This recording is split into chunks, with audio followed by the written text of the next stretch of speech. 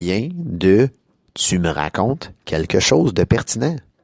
Tu me racontes quelque chose sur ce caractère-là qui fait en sorte que je l'aime ou je l'aime pas. Mais si tu me donnes l'info, je vais apprendre. Parce que tu me donneras pas de l'info sur sa vie personnelle.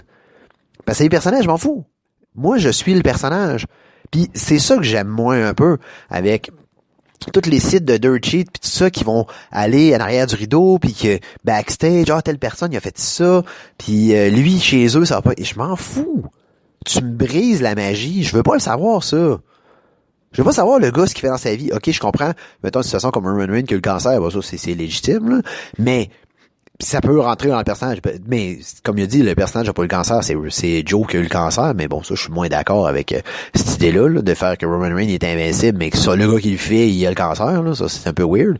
Mais c'est un peu ça que je veux savoir. Si tu m'inclus que le gars a une vie, puis que son personnage, c'est sa vie, c'est correct. Mais si tu m'inclus que la personne, c'est un gars qui est dans le locker room, puis quand il sort du locker room, il n'y a pas de personnalité, puis il y a rien, puis il vit pas, c'est correct aussi, là. Mais il faut que ça soit clair. Et je prends juste un exemple comme ça, Matt Hardy. Matt Hardy a des enfants. Mais ses enfants sont inclus dans ses émissions de télé. Donc ses enfants, ils existent. Fait que c'est lui, sa femme, ses enfants, puis Vanguard. C'est correct, parce que c'est l'information que tu me donnes. Fait que là, si jamais il parle de son fils, mais ça a rapport. Mais si, mettons, exemple, Nick Jackson me parlait de ses enfants, mais ça n'a pas rapport, là. Parce que ses enfants sont pas inclus dans l'histoire. Ils n'existent pas. Ils sortent de où, eux autres? Tu peux pas faire ça. Donc, il faut que tu prennes en considération tout ce que tu vas me donner comme contenu, comme personnage, comme je peux dire, comme gras autour de l'os. Puis en me donnant de plus en plus de gras ou de chair, j'aime mieux la chair parce que le gras c'est moins bon. En me donnant de la chair, tu me laisses le temps de la grignoter puis de faire comme c'est intéressant, c'est intéressant. Fait que tu te rends à l'os moins vite. Plus que de faire OK, mais ce personnage-là, ben il est gros puis il a des cheveux. Donc une fois que tu as fait le tour de ça, ouf, il reste plus grand-chose là.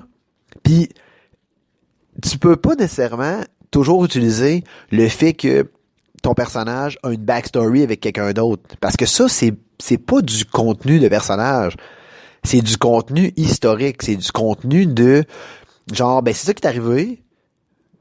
Fait que là, les conséquences de ce qui est arrivé en question, c'est ça. Tu sais, mettons, je prends un exemple là, vraiment champ gauche, là. C'est parce que j'avais ça dans la tête à l'instant. Je pensais à Kevin Owens.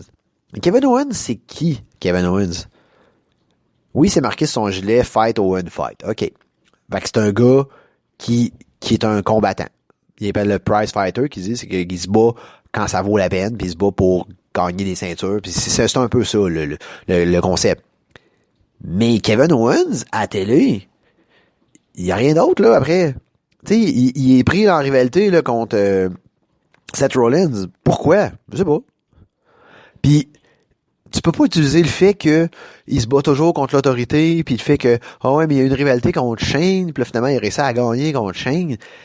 Oui, ça existe dans l'univers, c'est arrivé dans sa vie de personnage, mais c'est pas une excuse pour pouvoir avoir la continuité de son personnage. C'est pas ça. Il faut que tu racontes plus que ça. Puis il faut que ça y ait de l'intérêt aussi en même temps. Tu peux pas juste builder de ben moi je me bats toujours contre les gens qui sont mes boss, donc je suis un badass. C'est mince un peu comme affaire. Fait que c'est ça que je trouve un peu dommage quand ils font la construction, c'est qu'ils essaient ils nous amènent pas assez d'éléments personnels sur le personnage. C'est ça que je veux. Moi, je veux pas savoir qu'est-ce que tu fais sur Twitter. Parce que sur Twitter, c'est toi-même. Tu sais, si tu joues ta gimmick sur Twitter, c'est correct, là. Mettons, exemple, je sais pas si vous vous rappelez de ça, là, 3-4 ans, peut-être moins que ça, peut-être 2-3 ans, quand ils ont sorti le jeu de 2K, je pense que c'est 2K18, je pense, où est-ce que Tommaso Ciampa était pas dans le jeu. Puis les gens étaient fâchés qu'ils soient pas dans le jeu parce que ils ont fait le jeu, puis Tommaso Ciampa, il est arrivé comme 2 mois après, qui a fini la production des modèles. Donc, il était pas dans le jeu. Fallait que tu le crées ou tu le downloads ou peu importe, mais il était pas là. Puis qu'est-ce que lui a répondu? Il dit, moi, je suis pas un corporate, puis je m'en sac de l'argent, puis je serai pas dans votre jeu, vous pourrez pas me jouer, parce que je m'en fous. On le sait que c'est pas ça qui est arrivé. On sait que c'est vraiment THQ qui a merdé puis qui ont pas réussi à le faire le modèle, là. Mais il a tellement bien joué ses cartes sur un élément anodin que ça rajoute une couche au personnage. Puis tu te dis, ce gars-là, c'est un mongol. Parce que il est là. Puis les fans qui payent mon salaire, qui viennent me voir, je m'en sac. Puis il le dit dans leur face. Puis c'est comme ça qu'ils ont créé le Tommaso Ciampa Black Heart, le cœur noir, le gars qui a pas d'émotion, puis que il est comme, je me sac de tout, puis si j'ai à tuer du monde, je vais tuer du monde. Bon, ok, c'est pas pour faire des meurtres, là, mais c'est quand même ça l'idée. Mais ça, c'est de jouer sa gimmick 24 heures sur 24. Puis c'est ce qu'il faisait avant, c'est ce qu'il faisait dans les années 70, 80, au début 90, un peu, tu jouais la gimmick non-stop. Puis, tu sais, c'est ce qui m'amène aussi à un autre point, c'est que quand on a eu l'occasion de voir le dernier épisode de Dynamite sur TSN, qu'est-ce que TSN ont fait après? Ils ont présenté un documentaire. Et puis le documentaire, c'est le documentaire Omega Man. Et puis c'est un documentaire qui a été fait par TSN, et puis sur Kenny Omega. Donc le Kenny Omega du Japon. Et ça fait quoi, un an et demi après que c'est sorti Omega Man. Et puis c'est un gros documentaire vraiment qui a pogné. Et puis j'avais jamais eu l'occasion de le voir. J'avais voulu le voir depuis des mois, mais j'avais jamais pu le voir.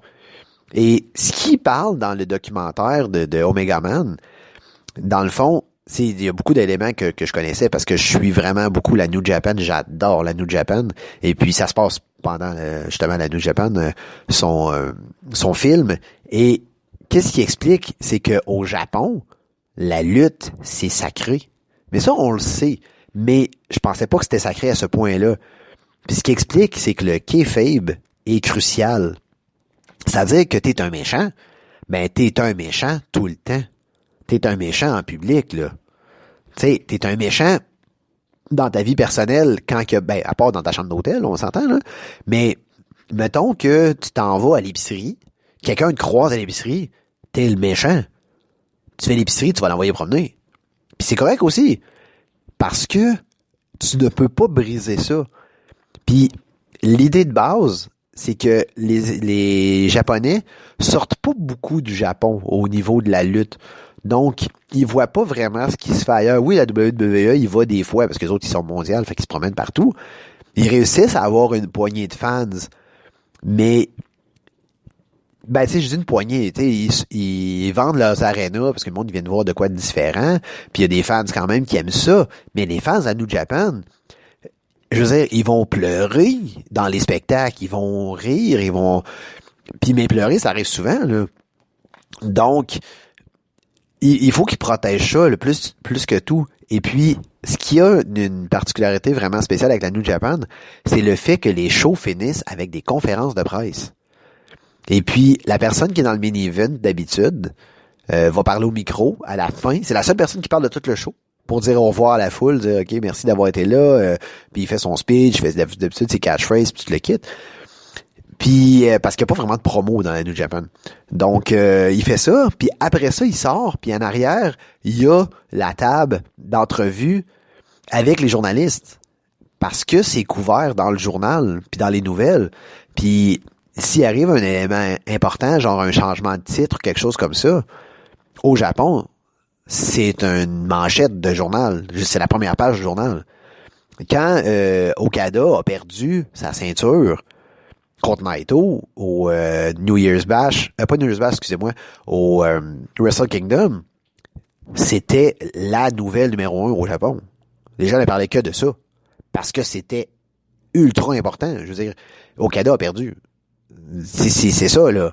Puis, disons, là, je pourrais faire un comparatif un peu local. La New Japan, au Japon, c'est le Canadien de Montréal, ici. C'est la même affaire. Je veux dire, le Canadien envoie quelqu'un à Laval, c'est une nouvelle. Puis c'est pas important, là. Mais c'est une nouvelle. Là-bas, Okada fait quelque chose, ça passe dans le journal. Parce que c'est important pour eux, puis c'est vrai. Puis ils veulent pas se défaire de cette idéologie de c'est pas vrai. Parce que c'est ce qui fait la beauté de la chose. Puis, en étant vrai, tu peux créer des histoires, tu peux créer un monde imaginaire qui se passe là-dedans, qui est que les gens se détestent pour vrai. Parce que, disons là, que t'es en équipe. OK, tu commences en équipe, puis là, ben, toutes les factions qui sont dans la New Japan que je vous ai présentées dans les premiers épisodes du lutteur de salon vont courtiser la personne. Dire, hey, ça te tente-tu de venir avec nous? On peut te donner ça, pis ça, pis ça. Puis, finalement, le lutteur va faire un choix de s'allier avec une ou l'autre des factions. Donc, une fois qu'il est là, il change pas. Parce que t'es en faction, tu restes avec ta gang, puis tu te promènes avec ta gang, tu voyages avec ta gang. Si, mettons, ils prennent l'avion, ou peu importe, mettons Chaos, qui est la faction de Kazuchika Okada, Chaos voyage en avion ensemble. Parce que c'est Chaos. Ils vont pas voyager avec LIJ. Ben non, mais ils peuvent pas, c'est des ennemis. Ben tu sais, c'est des ennemis. Je veux dire, LIJ, c'est des tweeners, mettons. Là. C'est comme pas des méchants, puis c'est pas des gentils, c'est comme des dans le milieu un peu, là. Fait que, mais ils voyagent pas ensemble. Puis backstage, ils se parlent pas. Parce que c'est des ennemis. Puis l'idée aussi, c'est que les caméras sont tout le temps présentes. Donc, c'est un peu ça qui font vivre la gimmick. Fait que c'est comme ça que les Japonais savent que ces gens-là s'aiment pas. Puis, si tu prends en considération que tu as une rivalité contre la personne, premièrement, tu vas faire des matchs en simple extrêmement rarement. Parce que ça donne rien de faire des matchs en simple. Parce que le match en simple a une conclusion qui fait avancer l'histoire. Donc, si tu fais le match, tu gagnes, puis il arrive à rien, bon, on va faire, mais pourquoi ils ont fait ça? Donc, les gars qui ont des rivalités en simple ou des matchs de championnat ou quelque chose comme ça, vont s'organiser pour toujours être en team avec leur clan. Donc, c'est clan contre clan, ça fait des mix, tu peux avoir n'importe quel tag team partner, fait que ça fait toujours différent. Donc, tu peux builder ton histoire des rivalités de gens qui se disent la shot que je vais être un contre toi, tu vas en manger une salle. C'est de même qu'il faut que tu le fasses. C'est de même que ça se vit puis ça se bâtit. Si tu fais quelqu'un qui est, mettons, supposé être au pay-per-view, ils se battent contre, puis pendant les 4 semaines avant le pay-per-view, ils se battent contre à chaque semaine. Mais t'arrives au pay-per-view pis t'es comme, mais je l'ai vu 4 fois ce match-là. Pourquoi je voudrais le voir? Mais si t'arrives dans un match où est-ce que tu sais le gagnant, puis tu sais contre qui va se battre, puis tu l'attends. Tu sais, je vais donner un exemple qui est arrivé cette année, ben l'année passée puis cette année en même temps. Kota Ibushi qui a gagné le G1 pour affronter le gagnant, pas le gagnant, mais le champion IWGP, qui est le champion du monde, à Wrestle Kingdom. Il a gagné le G1 à la fin du mois d'août. Et Wrestle Kingdom est le 4 janvier. Mais tout ce temps-là, tu sais qu'il y a un title shot. Puis c'est le plus gros prix que tu peux avoir dans la Japan. C'est un peu le Money in the Bank, mais pas pareil. Parce que c'est une valise, mais tu peux pas la cacher n'importe quand. Sauf que l'affaire, c'est que la valise, il faut que tu la défendes. Donc, tu as 3 occasions dans l'année à défendre ta ceinture. Pas ta ceinture, ta valise, je veux dire. Donc, c'est seté dans leur calendrier d'événements qu'il y a un spot dans ce show-là pour la défense de la valise.